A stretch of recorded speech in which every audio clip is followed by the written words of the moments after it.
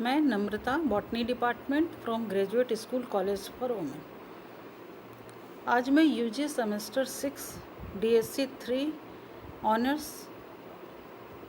को जेनेटिक्स पढ़ाने जा रही हूँ।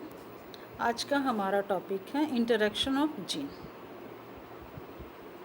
पहले हम समझते हैं कि इंटरेक्शन ऑफ जीन क्या होता है। मेंडल ने 7 पेयर्स ऑफ कैरेक्टर्स को चूज किया और उन्होंने जितने भी कैरेक्टर्स को लिए तो उनके सभी कैरेक्टर्स सिंगल जीन द्वारा गवर्न होते थे। लेकिन कभी कभी ऐसा भी होता है कि एक कैरेक्टर्स को 2 या 2 से ज़्यादा जीन गवर्न करते हैं।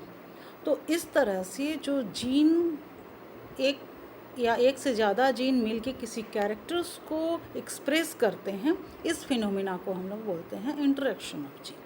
और इस इंटरेक्शन ऑफ जीन के कारण टिपिकल जो मोनो डाईहाइब्रिड क्रॉस था 9:3:1 में डेविएशन आ गया, वो मॉडिफाई हो गया। तो जितना भी हम लोग अभी पढ़ेंगे कि पोस्ट मेंडेलियन जितना भी वर्क हुआ है उसमें मेंडल के जितने भी रेशियो आए हैं डाईहाइब्रिड क्रॉस में, फिनोटाइपिक रेशियो जो आए हैं उसका कैसे मॉडिफिकेशन हो गया है उसके बारे में हम लोग जानेंगे। Due to the interaction of gene क्या हो रहा है उसके बारे में हम लोग जानेंगे।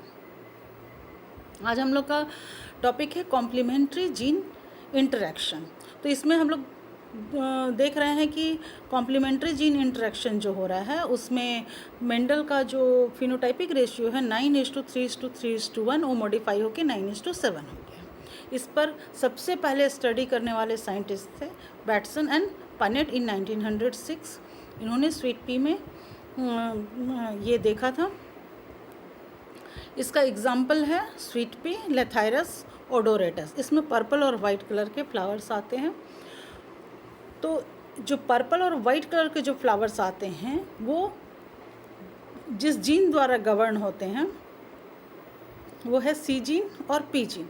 तो इस रॉ मटेरियल जो है पहले कन्वर्ट होता है सी जीन के प्रेजेंस में क्रोमोसोम में, एंड क्रोमाजिन जो है पी जीन के प्रेजेंस में एंथ्रोसाइनिन में कन्वर्ट होता है जो पर्पल कलर को देता है।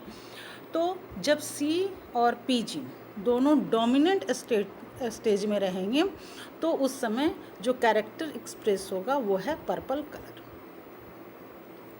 The production of one of 2 phenotype of trait required the presence of dominant allele of both the gene controlling the concerned trait। इसके लिए डोमिनेंट एलील होना चाहिए और दोनों जीन का, means C and P both gene will be in dominant state, then flower color will be purple. If they will be in a homozygous recessive state, then contrasting character will be produced, that means white color of flower will be produced. तो flower colour purple कब होगा? If dominant allele of 2 gene are present together and in that case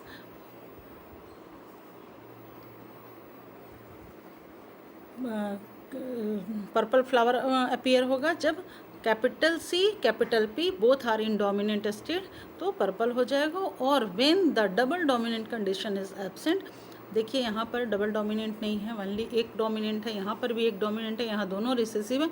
in this case there will be white colour will appear. अब इसके cross को हम लोग देख लेते हैं।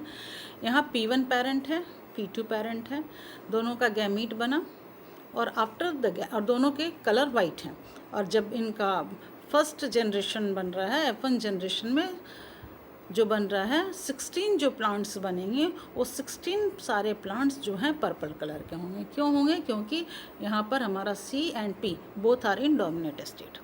अब इनका हम सेल्फिंग करेंगे तो सेल्फिंग करेंगे तो क्या देख रहे हैं? Capital C capital P capital C small p small c capital P small c small p। इतना हमको गैमीट मिला और उन सारे गैमीट्स को हम सेल्फ क्रॉस कर रहे हैं। तो हम देख रहे हैं कि जितना भी मैंने सर्कल किया हुआ है सभी जगह हमें डोमिनेंट C एंड P दिख रहा है, सभी जगह हमारा डोमिनेंट स्टेट में है C एंड P। तो इस तरह से हमें 9 जो है वो पर्पल कलर का फ्लावर दिख रहा है। और उसके बाद यहाँ पर ओनली सी इज़ डोमिनेंट, यहाँ भी ओनली सी इज़ डोमिनेंट, यहाँ पी डोमिनेंट है, यहाँ पी डोमिनेंट है, यहाँ ओनली सी डोमिनेंट है, यहाँ पी डोमिनेंट है, और here is both are recessive. Then these all are produce white colour flower. तो इस तरह से हमने देखा कि 9 जो फ्लावर थे वो पर्पल आए, और ये जितने थे ये वाइट फ्लावर आए।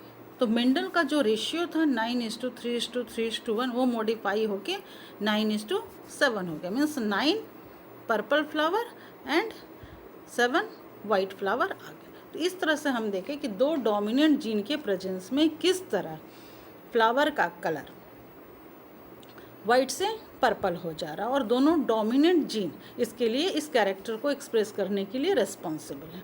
अब इसको एग्ज़ाम में हम याद कैसे रखेंगे? तो इसको एग्ज़ाम में याद रखने के लिए हम ऐसा समझेंगे कि सपोज कीजिए आप किसी एग्ज़ाम में बैठने जा रहे हैं और उस एग्ज़ाम में आपको 40 मार्क्स लाना ज़रूरी है। तो फर्स्ट क्वेश्चन में अगर 20 मार्क्स हैं और सेकंड क्वेश्चन में 20 मार्क्स हैं, तो you have to attempt both question, then you will get the 40 marks. अगर मान लीजिए आपने फर्स्ट क्वेश्चन बनाया और सेकंड क्वेश्चन को छोड़ दिया, तो you will not gate the 40 mark. तो इस तरह से यहाँ पर भी हम उसी को देखेंगे कि अगर हमको पर्पल कलर चाहिए तो यहाँ कैपिटल सी मीन्स और कैपिटल पी मीन्स दोनों डोमिनेंट स्टेट में होने चाहिए। अगर आइदर पी और पी और आइदर सी और पी से काम नहीं चलेगा, सी और P both have in dominant state, तभी पर्पल कलर आएगा।